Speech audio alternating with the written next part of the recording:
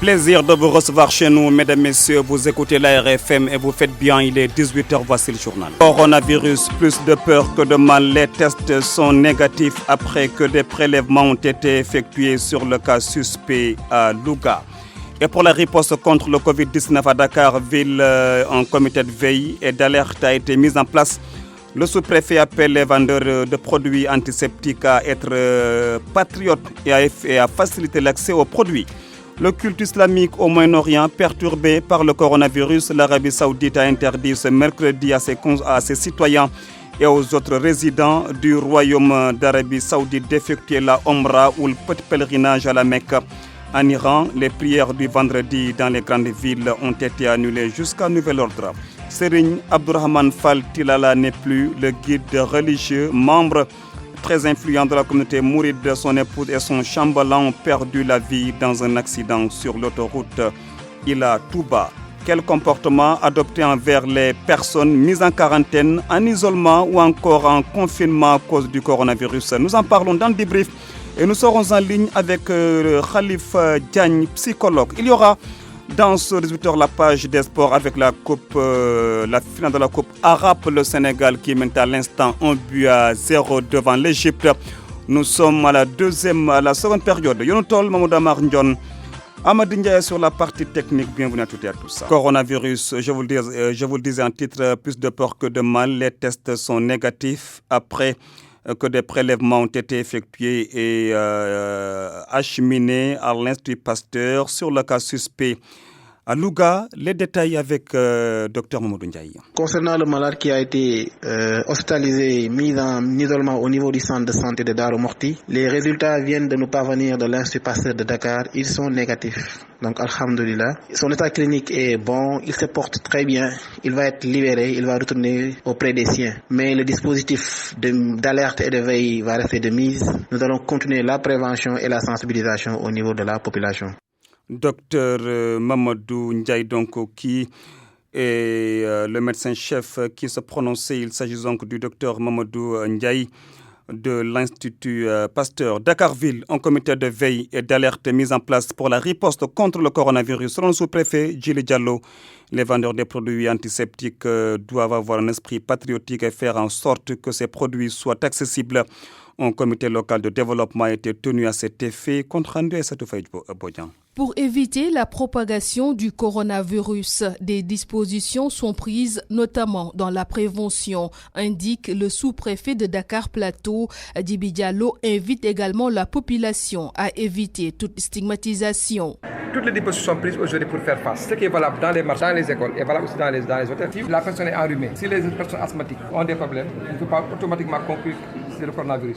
Il faut nécessairement se référer au comité de veille qui est mis en place. Quand même, nous demandons que les gens soient très vigilants par rapport effectivement à ces stigmatisations qui peuvent porter préjudice aux écoles, aux élèves et même dans les familles. Au niveau des structures sanitaires, des mesures sont prises selon Dr Mamadou Diorombaye, médecin-chef du district Dakar Centre. D'abord, la formation de tous les acteurs qui sont au niveau du terrain, mais également tous les médecins-chefs du district de Dakar, de la région de Dakar particulièrement, reçoivent chaque jour une liste de voyageurs entrants et suivis pendant 4 jours, présentent ou pas les symptômes. Que les gens mettent des masques à toi et à travers, je pense que c'est inutile.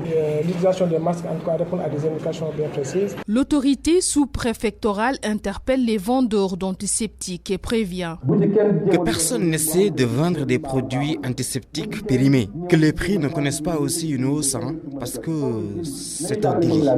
Le CLD a permis l'organisation d'une série questions-réponses avec les professionnels de santé pour mieux imprégner la population sur les mesures d'hygiène et signes du coronavirus.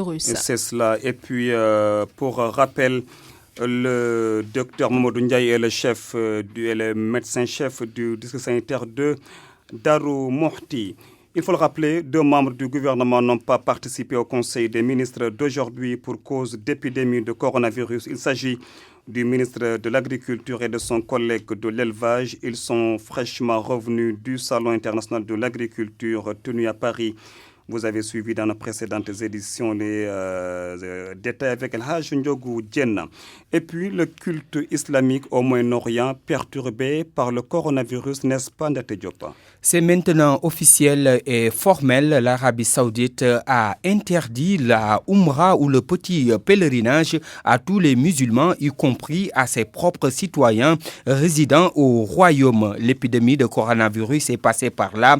La semaine dernière, il faut le rappeler, l'interdiction de visiter la Mecque qui abrite les lieux de l'islam avait été prise mais ne visait que les étrangers. Une décision, Seydou, qui va perturber le voyage de milliers de musulmans déjà en route pour le royaume saoudien. Mais il faut aussi signaler que Téhéran, en Iran, a pris la décision d'interdire les prières du vendredi dans toutes les grandes villes. Merci Ndate Diop. Il est 18h passé de 6 minutes. FM, la radio de toute l'actualité. Serigne Abdourahmane Fall Tilala, son épouse et son chambellan Bekenek en Wolof meurent dans un accident à hauteur de Khombol, guide religieux, membre influent de la communauté Moor. Serigne Abdourahmane Tilala se rendait à Porokhan, Cheikh Anta Diop. 2 morts, un blessé grave et 2 blessés légers. C'est le bilan de l'accident qui s'est produit sur l'autoroute à péage à hauteur de Khombol. Un véhicule de type 4x4 qui roulait à vive allure a dérapé et s'est renversé. Le marabout Serigne Abdourahmane Fall Tilala, qui se trouvait à bord du véhicule, a rendu l'âme sur le coup, tandis que son épouse est gravement blessée. Les sapeurs-pompiers de Khombol et de Thiès, venus en renfort, ont secouru les blessés. Les corps sans vie et les blessés ont été évacués au centre de santé de Khombol. Le véhicule de marque 4x4 immatriculé DK 1084 BB se rendait à Prohan pour les besoins du Magal. Le commandant de brigade des sapeurs-pompiers de Khombol, Oumar Diop, appelle les chauffeurs à la prudence, surtout en cette période de Magal où il est souvent constaté une recrudescence des accidents de la circulation. RFM Thiès, Cheikh Anta Diop. Et qui était Serigne Abdourahmane Fall Tilala? Salif Sow nous dresse son portrait. ñun ñi nga xamee ne ñoo am ku kenn amul ñun ñi nga xamee ne ba yàlla bindee Serigne Touba wàcce ko dootul bind lu ni mel. Une voix éteinte à jamais. Chérif Abdourahmane Fall Tilala est connu pour son franc-parler. Boire de l'alcool, fumer du yamba est indigne d'un disciple rappelé souvent le marabout des Baye Fall.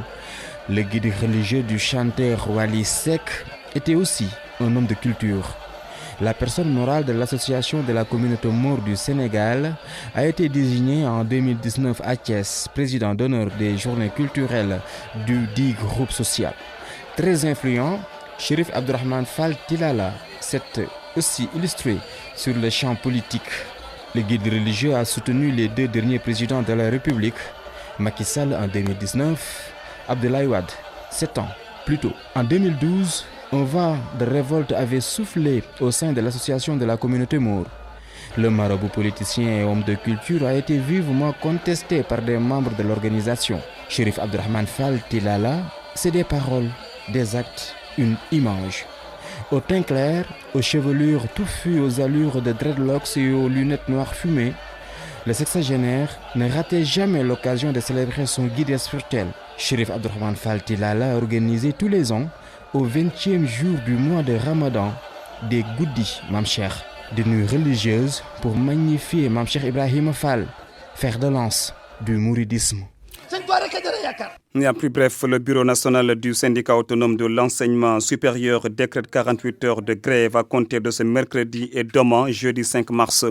C'est pour le non-respect des accords signés avec le gouvernement, notamment les questions d'infrastructures pédagogiques, entre autres points. Nous y reviendrons avec notre reporter Ajamari Cham qui a pris part à la conférence de presse du SAE cet après-midi à l'UCAD. Bambey, le syndicat autonome des enseignants du supérieur en ordre de bataille, il exige le remboursement des fonds préfinancés pour la recherche et l'expertise de bâtiments qui menacent ruine dans le campus de l'université de Bambey, entre autres exigences. Mohamedou Ngom, secrétaire général de la direction de la section SAES de Bambey, au micro de Babacar Diouf.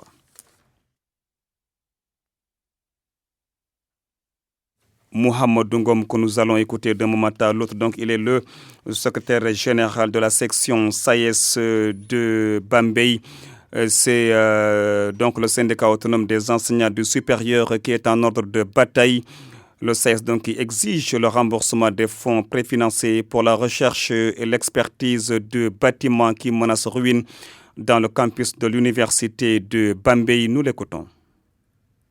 Nous avons tenu cette AG à l'issue de laquelle nous avons fait une déclaration concernant en tout cas les problèmes locaux au niveau de l'université Alioune Diop de Bambey. Mais dans cette déclaration, nous avons simplement fait apparaître quelques problèmes saillants, tout en sachant que la liste n'est pas exhaustive. Il s'agit de l'installation du matériel de l'amphithéâtre de PGFSUP, le problème lié au FIR, donc fonds d'impulsion pour la recherche, des problèmes liés à des remboursements et à l'exécution des financements déjà accordés, le fonctionnement et la revalorisation du FIR. Mais il y a aussi un problème de sécurité des bâtiments, notamment les bâtiments qu'on appelle bâtiments A et B. Au niveau de ces bâtiments, nous demandons qu'une mission d'expertise soit réalisée, puisque de visu, on voit qu'il y a des fissures tellement énormes, un problème de sécurité se pose à ce niveau. Et donc, à l'issue de cette déclaration, nous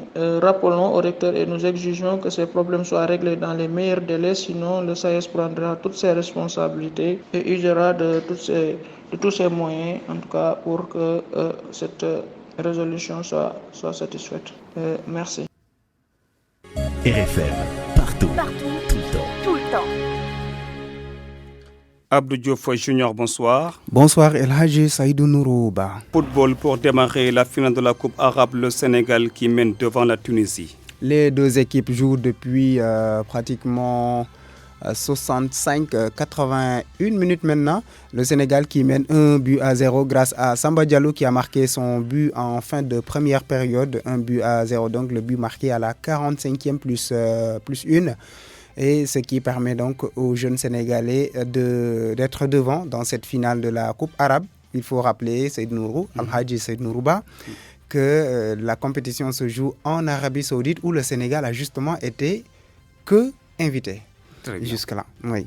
Alors, dans ce match-là, qui reste à peine une dizaine de minutes. On est à la 80e minute. Une dizaine de minutes, donc dans cette partie, vous aurez le résultat définitif peut-être dans nos prochaines éditions, certainement. Tout va bien. Oui. Tournoi de l'UFOA chez les dames. Oui, les Lions du Sénégal mènent pour l'instant devant le Libéria, 1-0. 2-0 plutôt, des buts marqués en première période. Nous y reviendrons dans nos prochaines éditions pour le résultat définitif de cette partie. Les Lions, il faut le rappeler, jouent les demi-finales du tournoi de l'UFOA A chez les dames, donc les Lions du Sénégal qui vont également rencontrer le Libéria en éliminatoire de la CAN 2020. C'est ce soir le début des demi-finales de la Coupe de France. Avec notamment un match alléchant à venir entre le Paris Saint-Germain, leader du championnat français, et l'Olympique Lyonnais. Un match est prévu à 20h10. Ce match donc qui promet des étincelles au Groupama Stadium. Nous y reviendrons également dans nos prochaines éditions.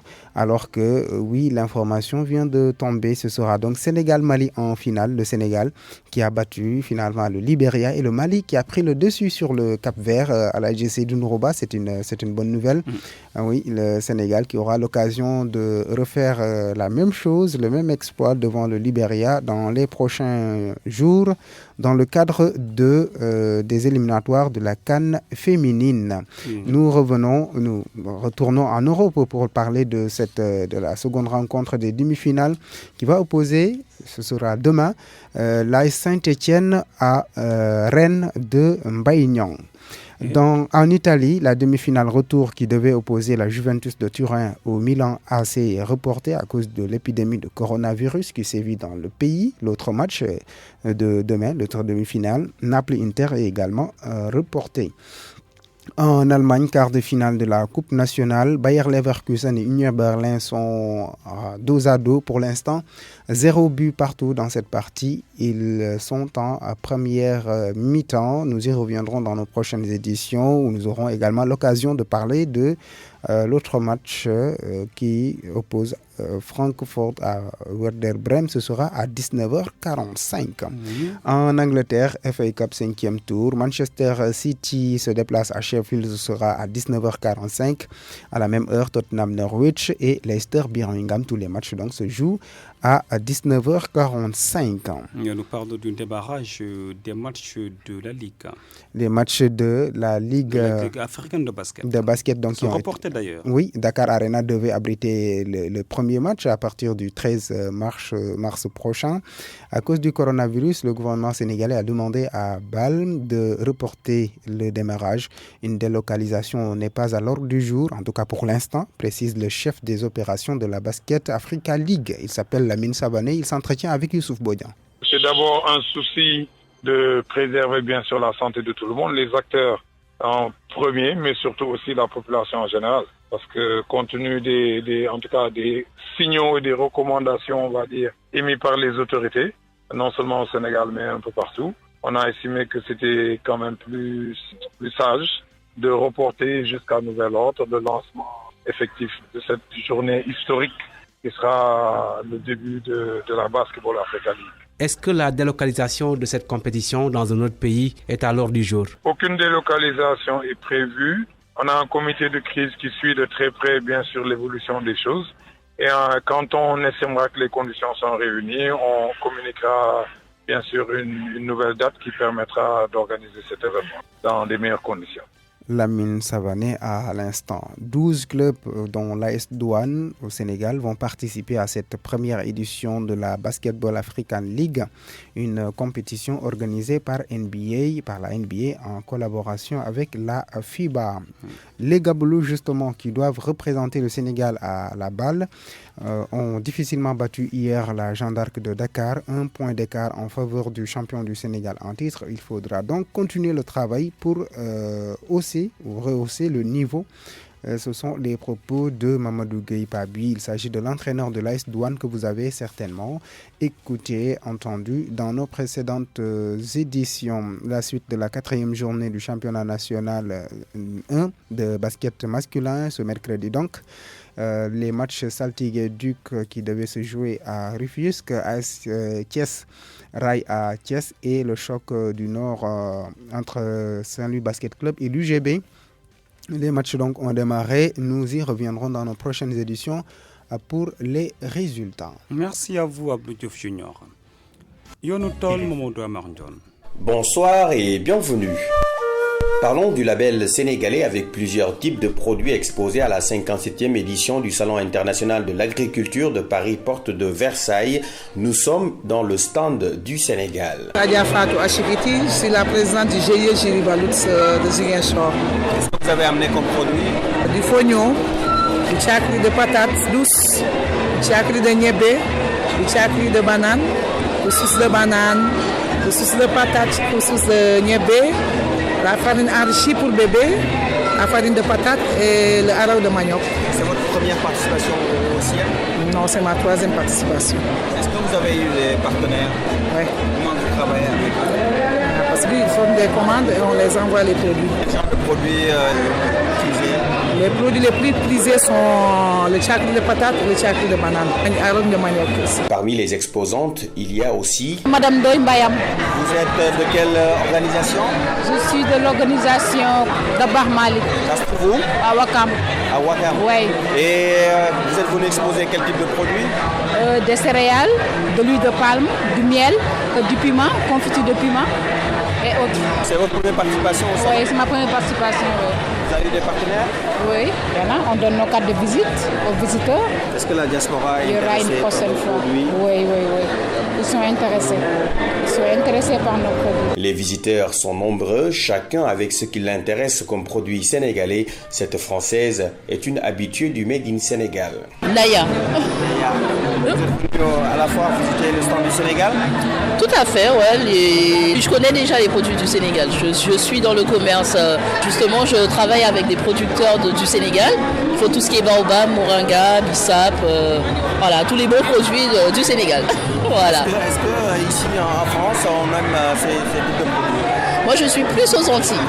Les Antilles, oui, ils apprécient énormément. Puisqu'on retrouve beaucoup de vertus dans ces produits-là. Et on a beaucoup de maladies, justement, qu'on peut soigner avec des produits naturels. Donc, voilà. C'est ce que je promouvois. Voilà. Un intérêt particulier pour les produits bien de chez nous, dû à la qualité. C'est ce qu'a soutenu le président de la Chambre de commerce, d'industrie et d'agriculture de Dakar, Abdoulaye Sow. Comme vous le savez, c'est à l'initiative de la Chambre de commerce de Dakar que le Sénégal participe depuis 1987 à ce salon. Moi, en tant que représentant de la Chambre, je peux dire qu'on est très heureux de constater que l'affaire a tellement développé et que j'ai vu des participants, surtout les petits producteurs, avec quand même leur GIE et autres. J'ai aussi vu que du point de vue de l'emballage, les gens vraiment commencent à régler ce problème parce que c'était un problème au départ. Nous avions des problèmes de bien présenter nos produits. Maintenant, vous avez constaté que tout ça c'est derrière nous.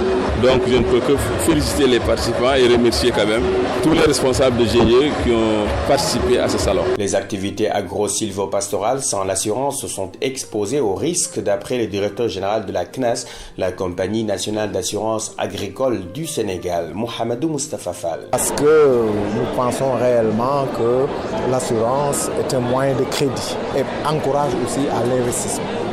C'est pourquoi nous participons à ce salon pour montrer ça, exposer ça à la diaspora et aux investisseurs étrangers qui pourront être accompagnés par cette compagnie au niveau du Sénégal pour sécuriser les investissements, leur investissement. Comment tout ça va se faire, la sécurisation des investissements? Alors, comment ça se fait? C'est parce que la compagnie est une société anonyme qui commercialise différents produits d'assurance. Nous avons des produits d'assurance qui permettent de rembourser, de donner une indemnité en cas de perte de récolte. Vous pouvez investir dans l'agriculture et vous perdez vos récoltes en rendement. Et là, nous serons là pour vous indemniser. Mais également, si vous investissez dans l'élevage, donc au niveau des animaux, donc nous pourrons aussi, en cas de mortalité de ces animaux, je veux parler du bétail, ovin, caprin, bovin, je veux parler aussi de la volaille, poulet de chair pondeuse, la compagnie sera là pour vous rembourser aussi une indemnité. De même, dans le domaine des équipements et des investissements dans les infrastructures, nous pouvons assurer les équipements contre un certain nombre de risques, même également les infrastructures. C'était tout pour ce numéro de Yonutol sur le Salon international de l'agriculture de Paris Porte de Versailles. Merci de l'avoir suivi. Rendez-vous mercredi prochain. Merci à vous, Mamadou Amar Ndion. Et nous sommes en ligne avec Khalifa Diagne, psychologue. Merci et bonsoir. Bonsoir, Seydou Nourou. Très bien. Alors, professeur, aujourd'hui, quel est le comportement qu'il faut adopter envers ces personnes mises en quarantaine, en isolement ou encore en confinement à cause du coronavirus?